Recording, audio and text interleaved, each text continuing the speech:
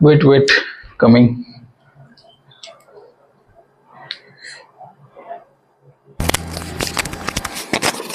Okay, let me check the video is proper working or not. Yes, Occupational Safety Health and Working Conditions Code 2020.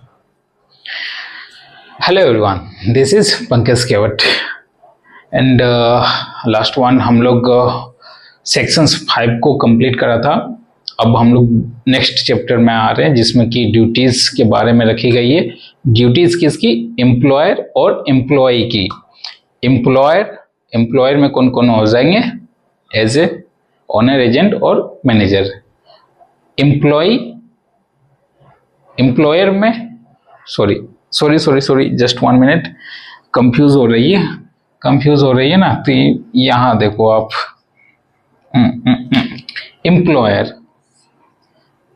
Employer में हमेशा याद रखना, we are not a employer but owner, agent and manager are the employer of mines या फिर employer of company. Employer ये owner, agent and manager. Employee हाँ, हम लोग एम्प्लॉय हैं. एज ए ये मैनेजर भी कहीं ना कहीं एम्प्लॉयर है. मैनेजर, इसको आप दोनों को मान सकते हैं क्योंकि ये भी एम्प्लॉय करते हैं किसके अधीन में?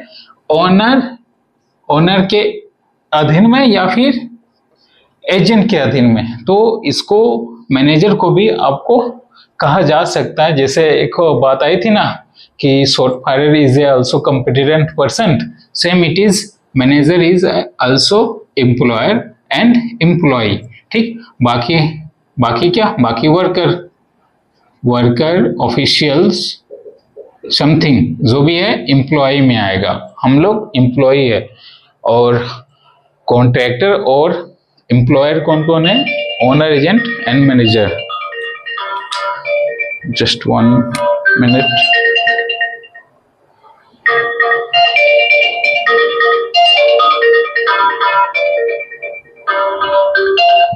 Just 1 minute. हाँ जी सर.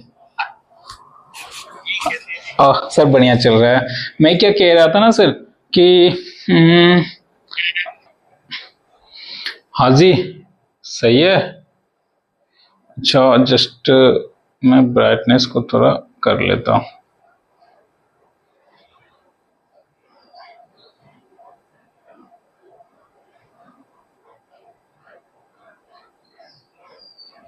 हाँ प्रॉपर ओके. 30 second 3 minutes. हाँ, तो कहाँ थे हम लोग? एम्प्लॉयर और एम्प्लॉई में. ओके, ये तो समझ में आएगा. मैनेजर को भी एम्प्लॉयर और एम्प्लॉई और एम्प्लॉयर दोनों वेलफेयर. चलो, अब क्या है कि ओएसएच कोड में चैप्टर 3 में हम लोग इंटर कर चुके हैं, जो कि सारे के सारे ड्यूटीज एंड रिस्पॉन्सिबिलिटी के बारे में बताया गया है. Duties of employer and employee etcetera. तो सबसे पहले सेक्शन 6 ड्यूटी आएंगे किसके? एम्प्लॉयर के, ओनर, एजेंट, मैनेजर. इसके बावजूद भी ये खास कर क्या स्पेशल ड्यूटीज के लिए स्पेशल कंडीशंस रखा है. देखो क्या है ना कि एम्प्लॉयर में तो ओनर, एजेंट, मैनेजर आएंगे ही, ठीक है. इसके बावजूद भी यहाँ देखो special duties and responsibility of owner, agent and manager. जब ये देना था तो ये क्यों दिया भाई? अब बोलोगे सर थोड़ी सी डिफरेंस है, इसमें ड्यूटीज ऑफ एम्प्लॉयर है और इसमें रिस्पॉन्सिबिलिटी की बात आती है, तो दोनों को मर्ज करके आप एक ही सेक्शंस में डाल सकते हो ना. बट ऐसा नहीं. ऐसा क्यों नहीं? क्योंकि एम्प्लॉयर में एजेंट एंड ओनर दोनों आएंगे, ठीक है. एजेंट और ओनर दोनों आएंगे, इसके साथ साथ मैनेजर भी आएंगे ना. लेकिन अगर कोई आउटसोर्सिंग, अब मेरे को बताओ, कोई आउटसोर्सिंग कंपनीज है, ठीक है, तो उसके जो एजेंट या फिर ओनर उन्हें भी तो पता चलना चाहिए कि हमारी रिस्पॉन्सिबिलिटी क्या है, हमारी ड्यूटीज क्या है, क्या हम कर सकते हैं, वर्कर से क्या करवा सकते हैं। ठीक है, आउटसोर्सिंग जो बंदे आउटसोर्सिंग में काम किए हैं उनको तो जाहिर सी बात है रूल्स रेगुलेशंस समथिंग हल्के में लेते हैं ना, धरातल पे ऐसे ही प्रैक्टिकली होके बात कर रहा हूं मैं। रूल्स रेगुलेशंस ये सब फॉलो होते हैं क्या? तो उन्हें भी पता चलना चाहिए कि हमें क्या है। तो अगर ये आउटसोर्सिंग, अगर ये एम्प्लॉयर की स्पेशल ड्यूटीज सेक्शन 6 ना होती तो फिर एजेंट और ओनर किनके, आउटसोर्सिंग वाले को कैसे पता चलता कि क्या हमारी रिस्पॉन्सिबिलिटी और ड्यूटीज है। तो आई थिंक इसीलिए एक कंडीशन इसमें स्पेशल तरीके से रखा गया है और दूसरी इसमें रखी गई है, ड्यूटीज एंड रिस्पॉन्सिबिलिटीज।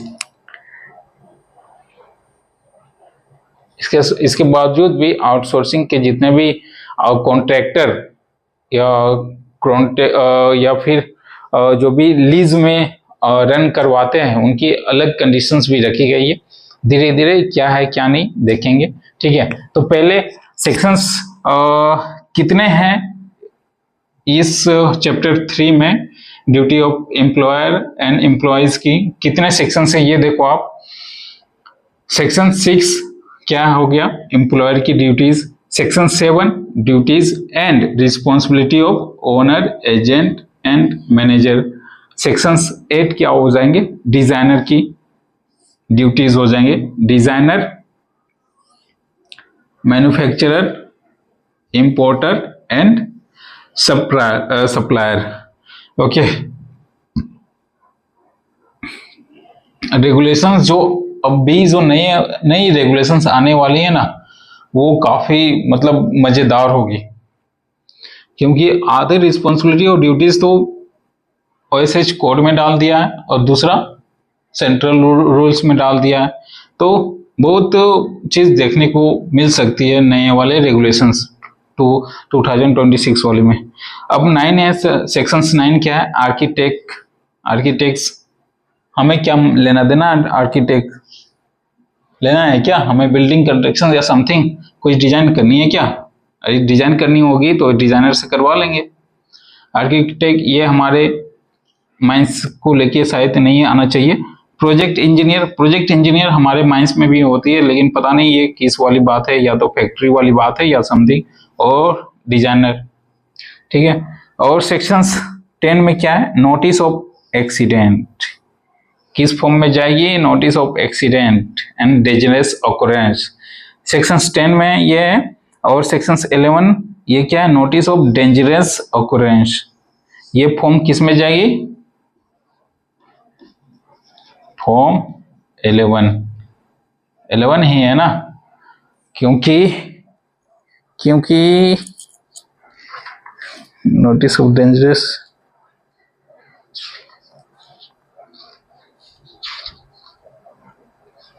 कहाँ गया भाई, हाँ, नोटिस ऑफ डेंजरस ऑकरेंस ये फॉर्म 11 में ही जाएगी। इसमें बहुत सारे कंडीशंस है, कंडीशंस 1 2 3 सब देखेंगे, फिलहाल इसको चलते हैं।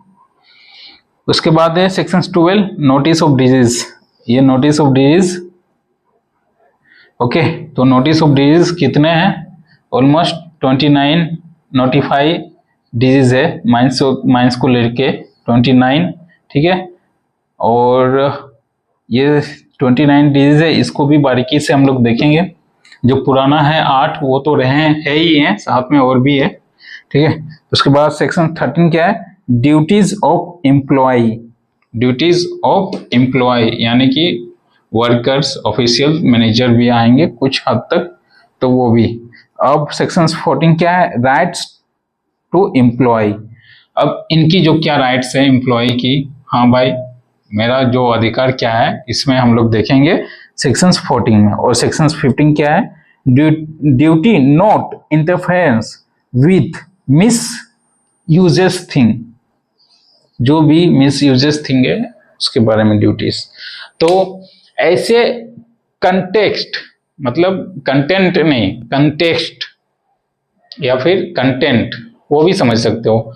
अगर कोई भी अगर आप ड्राफ्टिंग या समथिंग या बुक्स भी बन रही है तो पहले फर्स्ट पेज जो होता है वो कंटेंट डाला जाता है। ऐसे क्या होता है ना कि दिमाग में बैठ जाता है, थोड़ा बहुत बढ़िया रीडिंग करने में भी मजेदारी मतलब इंटरेस्ट लगने लगता है। ठीक है, तो आज की हम लोग की क्लास रहेगी सेक्शन 6 से लेके सेक्शन 15 तक, यानी कि चैप्टर 3।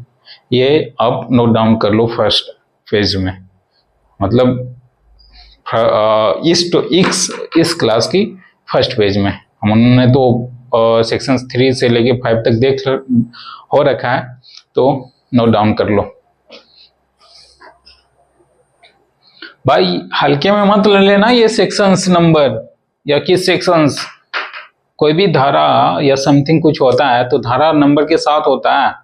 ठीक है, सेक्शन 143, सेक्शन 145 सिर्फ सेक्शंस बोलने से नहीं होता, उसकी नाम भी प्रॉपर वो बोलने होती है। जैसे आईपीसी कोड, आईपीसी सेक्शंस के इतना तहत जो कानूनी इंस्पेक्टर या समथिंग पुलिस लाइन में, तो उन्हें सेक्शंस के साथ साथ उनकी नाम भी याद रखनी होती है। तो हमें भी ये चीजें सेक्शन 6 के साथ साथ ड्यूटी ऑफ एम्प्लॉयज यानी कि नाम भी याद रखना है।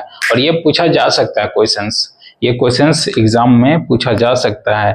अगर पूछ दे duty of employ in which sections, और पहला ऑप्शन रहा section 8, section 9, section 12 and section 6, which one is correct now. Section 6 आपको पढ़े होंगे, याद कर रखे होंगे तभी तो प्लीज नोट डाउन ही।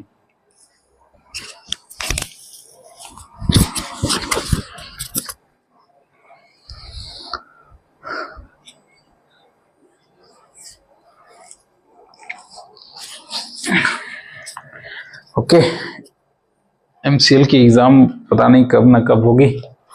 तो चलिए पहला चलते हैं ड्यूटीज ऑफ एम्प्लॉयर। ये सारे को आप रफ करते हैं, duties of employer. I think space है इधर, उस टाइम लिखा जाएगा अगर समथिंग कुछ आया तो ड्यूटीज ऑफ एम्प्लॉयर क्या है।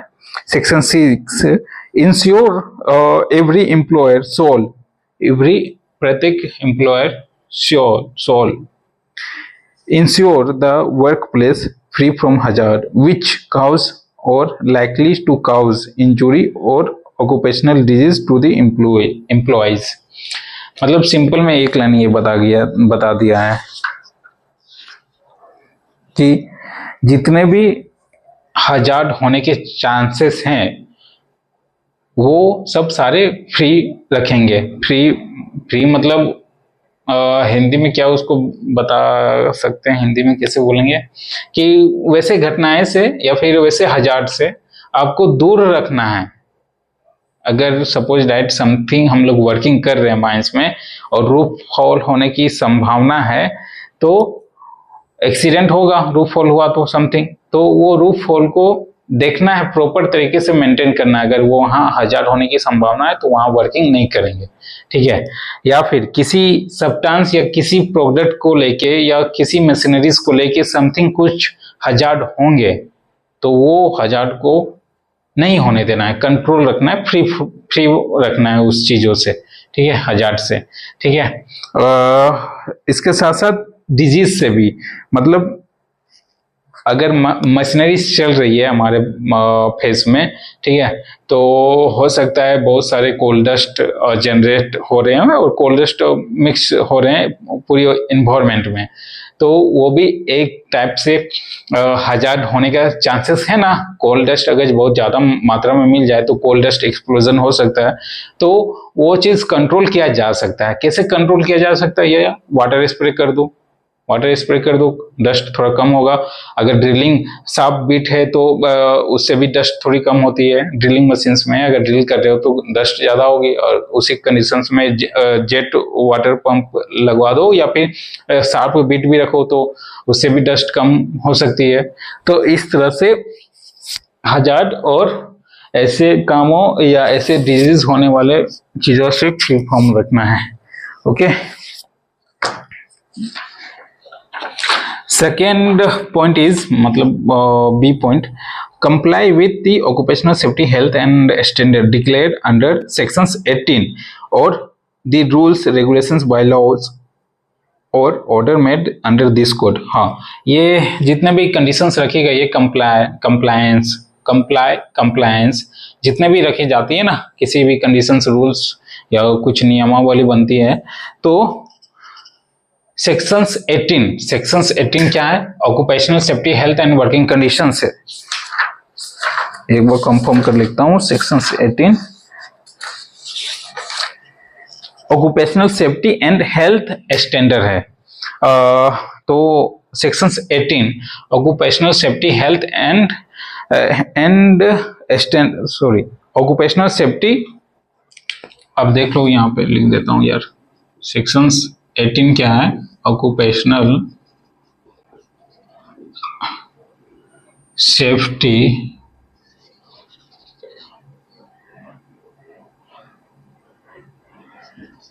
हेल्थ कोमा लगेगा, occupational safety and health comma नहीं, एंड हेल्थ स्टैंडर्ड्स, ये सेक्शंस 18 है।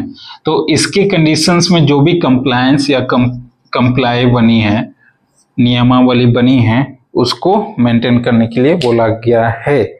यानी कि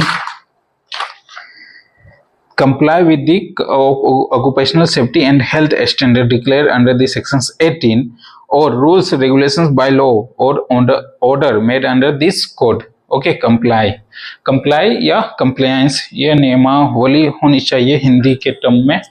तो एक बार देख लेते हैं, हर कंपनी की अपनी अपनी कंप्लायंस होती है ना, तो कंप्लाई का हिंदी देख लेते हैं। अनुपालन, पालन करना, मानना, आज्ञा पालन, स्वीकार करना, अनुरोध। ओके, जो भी कंप्लायंस यानी कि नियम है उसको पालन करने की बात की गई है सेक्शंस 18 के तहत।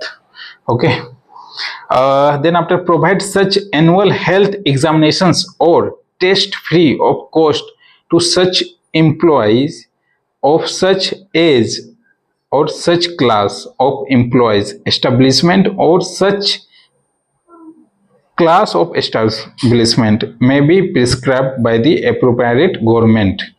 यानी कि अगर आपके एम्प्लॉय हेल्थ से रिलेटेड जो भी एग्जामिनेशंस होंगे, ठीक है, वो फ्री ऑफ कॉस्ट होना चाहिए और फ्री ऑफ कॉस्ट आप करवाएंगे।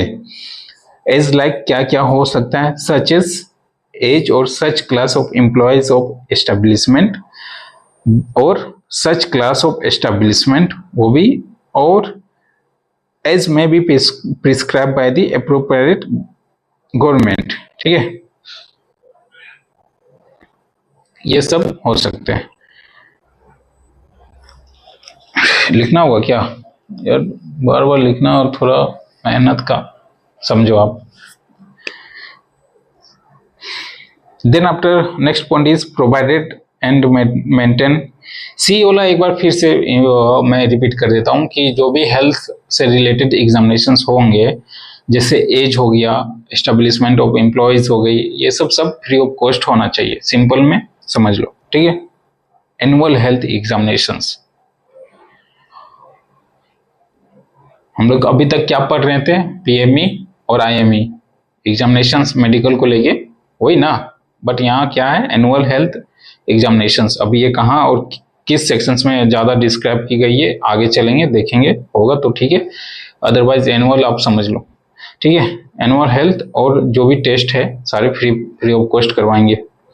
चलिए next point is provide and maintain as far is reasonably practicable a working environment that is safe and without risk to health of employees। हाँ, आपको मेंटेन और provide दोनों अब तो मिटाना ही होगा।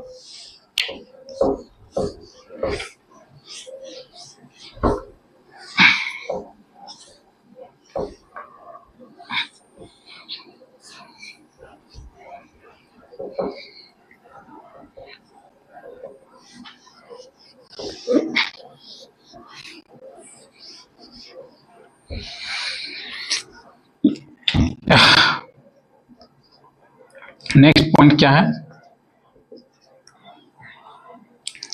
देखो एक बार, provide and maintain, provide and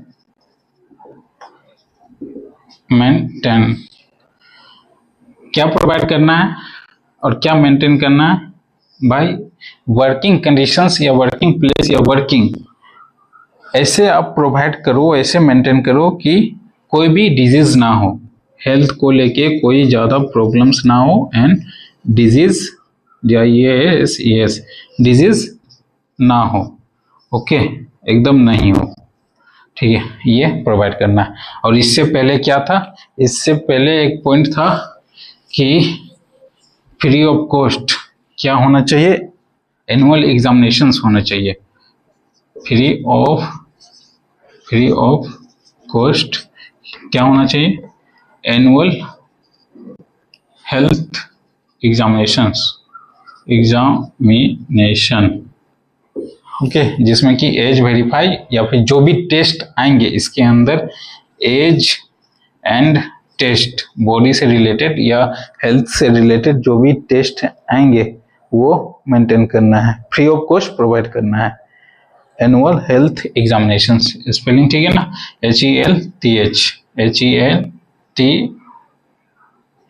health, okay, 2 point हो गया, एक पॉइंट ये, एक पॉइंट ये। अब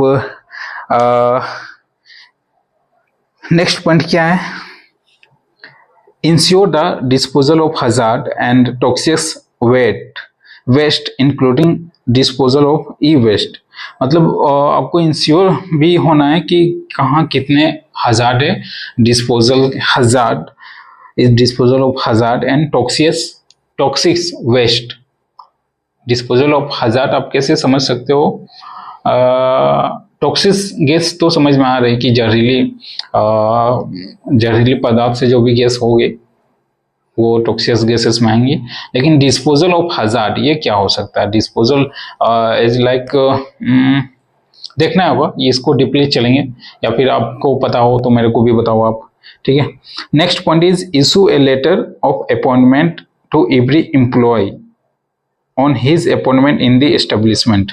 अच्छा, अब आती है वो तो 5 पॉइंट हमारी क्या किससे रिलेटेड है, वर्किंग और हेल्थ से रिलेटेड है, ठीक है, 5 point employees duties of employer में 5 पॉइंट स्टार्टिंग के वर्किंग और हेल्थ से रिलेटेड है, ठीक ना। अब आती है अपॉइंटमेंट की बात, अपॉइंटमेंट यानी कि नेक्स्ट पॉइंट एफ वाली पॉइंट क्या है, अपॉइंटमेंट। भाई हम किसी के अंडर काम कर रहे हैं तो अपॉइंटमेंट कौन देगा, अपॉइंटमेंट हमें एम्प्लॉयर ही देगा ना, ओनर एजेंट और मैनेजर ही देंगे ना अपॉइंटमेंट लेटर कि हाँ आपको इस फेस में या फिर इस डिस्ट्रिक्ट का ओवरमैन अपॉइंट किया जाता है। तो एफ वाली पॉइंट है issue a letter of appointment to every employee on his appointment in the establishment, ठीक है, which such information and in such form of may prescribed by the appropriate government, जो भी गवर्नमेंट के तहत से जो भी एम्प्लॉयमेंट की कंडीशंस या समथिंग जो भी है वो, ओके। देन आफ्टर इसी में बात रखी गई है कि where an employer has not been issued such appointment letter or before the commencement of this code, he shall be within 3 months of such commencement be issued such appointment letter।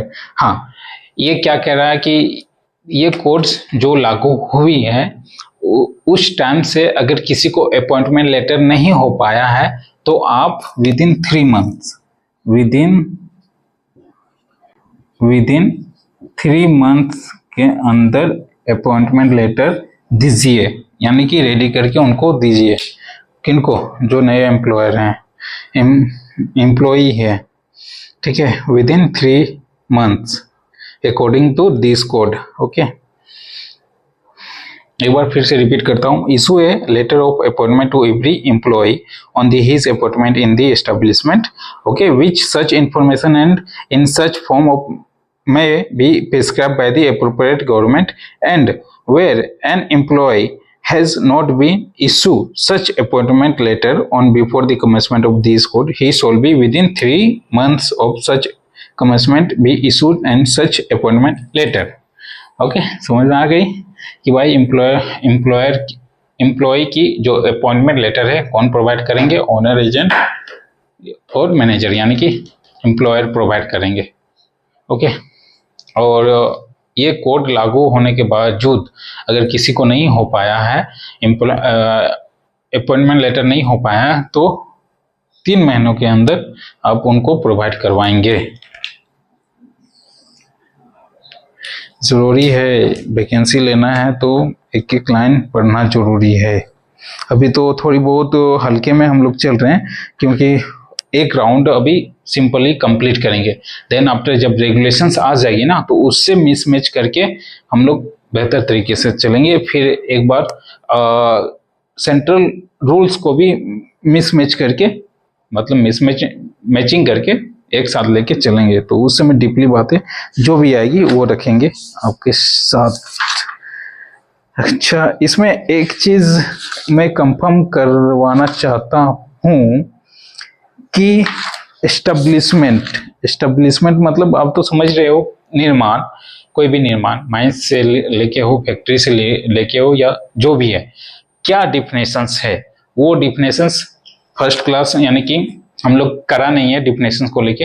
तो जैसे जैसे कुछ वर्ड आएंगे उसके according हम लोग definition को भी देख लेंगे। तो एस्टेब्लिशमेंट से आप ये समझो, कहीं भी निर्माण या कुछ भी वर्क रिलेटेड टू कोड, जैसे क्या हो गया ना कि इंडस्ट्री हो गई, एनी इंडस्ट्रीज, कारखाना हो गया, या फिर ट्रेड हो गया, ट्रेडिंग बिजनेस वो हो गई, या फिर कोई बिजनेस हो गई, या फिर मैन्युफैक्चरिंग हो गई, या ऑक्यूपेशंस इज कैरिड ऑन ए विच 10 और मोर वर्कर्स, 10 या अधिक वर्कर्स किसी भी निर्माण कार्य में हो, 10 प्लस मोर वर्कर किसी माइंस में हो, एस्टेब्लिशमेंट में हो, या फिर किसी भी इंडस्ट्रीज में हो, ट्रेडर्स में, कंपनी में हो, जो भी हो, 10 से प्लस वर्कर है तो उसको हम लोग क्या बोलेंगे, एस्टेब्लिशमेंट, और हमारा माइंस भी एस्टेब्लिशमेंट कहलाएगा। ठीक है, इसके साथ साथ एस्टेब्लिशमेंट में और भी बातें रखी गई है, जैसे मोटर ट्रांसपोर्ट के अंडर टेकिंग में जो भी है, और न्यूज़पेपर एस्टेब्लिशमेंट हो गया, और भी productions, building and other constructions हो गई। तीसरा में फैक्ट्री पर्पस ऑफ चैप्टर 2 10 और मोर वर्कर्स हो गए। माइन से रिलेटेड जो बातें है वो चौथे पॉइंट में है, ए माइन ऑफ पोर्ट और विक्टिम और port where dock work is carried out. अच्छा, ठीक है, माइंस को भी ओके, एस्टेब्लिशमेंट। फिर इसमें और क्या बात रखी गई है, provided the sub clause 1 and 2 threshold worker. ठीक है, ये हमारे लाइक नहीं है, हमारे काम के नहीं है। प्रोवाइडेड फर्दर, अब सिंपल में समझ लो कि 10 से ज्यादा वर्कर कहीं काम हो रहे हैं तो उसको हम लोग एस्टेब्लिशमेंट कहेंगे। ओके,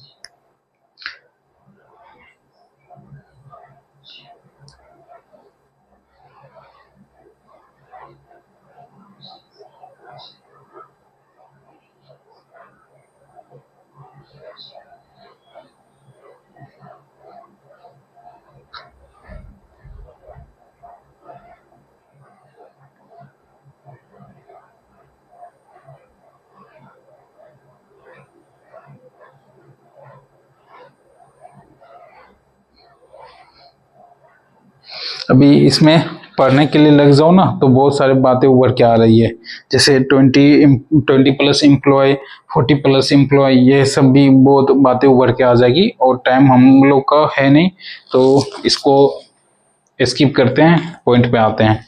अब सिंपल में 10 प्लस एम्प्लॉयर को अगर जहीं भी हो तो उसको एस्टेब्लिशमेंट, वर्किंग कंडीशन में जहीं भी हो तो establishment. Next point is next point is ensure that no charge is levied on any employee in respect of anything done or provided for maintenance of safety and health at workplace, including conduct a medical examinations, investigations for the purpose of detecting occupational disease। हाँ, ये क्या कह रहा है ना, ये भी free of cost, यानी कि नो चार्जेस जी का पॉइंट है नो चार्जेस। कैसा चार्जेस? जो भी माइंस के अंतर्गत काम कर रहे हैं उसकी मेडिकल जांच और इन्वेस्टिगेशंस, एग्जामिनेशंस, मेडिकल एग्जामिनेशंस और मेडिकल एग्जामिनेशंस, एक ही बात दो बार रिपीट कर गई।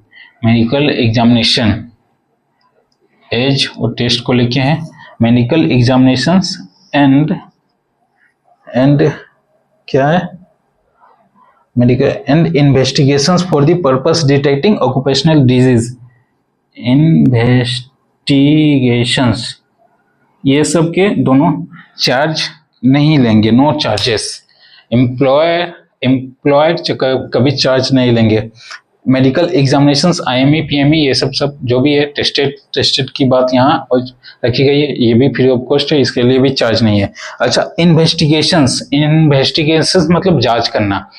अब ये बताओ मेडिकल से रिलेटेड क्या जांच करेंगे भाई? तुम्हारा टेस्ट ही करेंगे, ठीक है। हो सकता है कि ऑफिसर आपकी साइट को या वर्किंग प्लेस को जांच करना चाहें, ठीक है। जैसे सीआईडी ऑन द स्पॉट जो एक्सीडेंट होता है, वहाँ समथिंग कुछ अनहोनी होती है, किसी की स्पॉट डेथ होती है, तो सब चीज़ जांच वूच करते हैं ना। सेम इट इज हो सकता है कि यहाँ मेडिकल ऑफिसर किसी को जांच करने के लिए बोला गया कि समथिंग कोई डिजीज मिला इसको, अब वो कंफर्मेशन करने के लिए कि किससे हुई है, तो वर्किंग प्लेस से तो वो किसी को भेजेगा ही, या फिर खुद आके जांच करेगा कि हाँ भाई कोल डस्ट से है, निमोसोकोसिस है, या फिर मैग्नीस पॉइजनिस है, वहां पे मैग्नीस पाई जाती है या नहीं, या कहीं किसी और के कारण ये डिजीज आई है। तो ये सब जो जांच है फ्री ऑफ कॉस्ट होना चाहिए, नो चार्ज।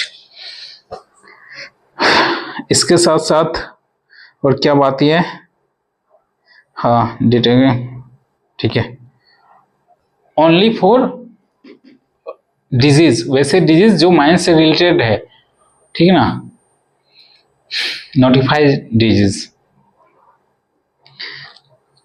इसके बाद relating to factory, mine, dock, working, building और अदर कंस्ट्रक्शन वर्क, ये तो हमारे अंडर नहीं आता है, फिर भी आ गई है तो पढ़ लेते हैं।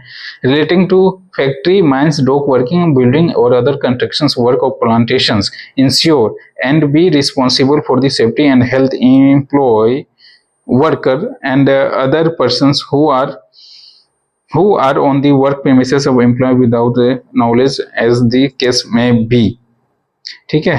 तो जो भी फैक्ट्री से या फिर हाँ माइन भी है, फैक्ट्री से, माइन से, या फिर डॉक वर्किंग आप समझ रहे हो, जो शिप या शिपमेंट बंदरगाह वर्कर्स को डॉक वर्कर्स कहते हैं, या फिर बिल्डिंग या अदर कंस्ट्रक्शन वर्क है या प्लांटेशन वर्क है, वो भी इंश्योर और रिस्पॉन्सिबल होंगे फॉर किस लिए, सेफ्टी एंड हेल्थ को लेके, ठीक है। माइंस भी इसमें इंक्लूड है। इसके साथ क्या है सेकेंड पॉइंट कि without प्रीजुडिसाइड to the generality of the provision of sections 1, the duties of employers shall be particular in respect of factory, mines, dock, building or other constructions work or plantations include the provision and maintenance of plant and system of work in the workplace are safe and without risk to health। तो जो भी provision है working करने का, तो वो ऐसे maintain करके रखने हैं जिससे कोई भी खतरा ना हो, कोई भी रिस्क ना हो और सेफ कंडीशंस में हो, और कोई भी हेल्थ से लेके खतरा ना हो, ठीक है। Then after arrangement in work place ensure safety and absence of risk to health connections with issues handling, storage and transport of articles and substance, ठीक है। और आपको ऐसा अरेंजमेंट करना है वर्क प्लेस को कि safety and absence of risk to health in connection with the use of health drink, जो भी सेफ्टी आपको ऐसे बरतनी है या फिर ऐसा ट्रांसपोर्ट या समथिंग करनी है कि जहां हम लोग यूज कर रहे हैं स्टोरेज के लिए, हैंडलिंग के लिए, या ट्रांसपोर्ट ऑफ आर्टिकल्स के लिए, या फिर समटाइम्स के लिए, वहां कोई भी रिस्क ना हो, तो सेफ्टी आपको लेके चलनी है। The provision of such information instructions training and supervision as a necessaries to ensure health and safety of employee at a work. हाँ, क्या कह रहा है ना कि इंफॉर्मेशंस भी देना, इंस्ट्रक्शंस भी देना और ट्रेनिंग भी देनी है और सुपरविजन भी करनी है। ठीक है, कहाँ पे? जहाँ पे वर्कर्स काम कर रहे हैं, जैसे हेल्थ और सेफ्टी से लेके उसको किसी भी प्रकार का हानिकारक या समथिंग हो। Then after the maintenance of all place work और work place in a condition that in the safe without risk to health and provision and maintenance of such means of the access and egress such place are safe without such risks। हाँ, means of egress and ingress यानी कि entry point और output अब mines के term में सब चीज अलग अलग मीनिंग हो गई। ठीक ना, वर्क प्लेस इनग्रेस और एग्रेस, बाहर निकलना अंदर आना, तो क्या इसको बोलेंगे? माउथ भी बोलते हैं, इंक्लाइन भी बोलते हैं, स्टेबल पिट भी बोलते हैं, पिट शाफ्ट भी बोलते हैं। तो जितने भी मीन्स ऑफ एग्रेस एंड इनग्रेस है, आना जाना के लिए जो भी है, वहां भी सेफ्टी होनी चाहिए।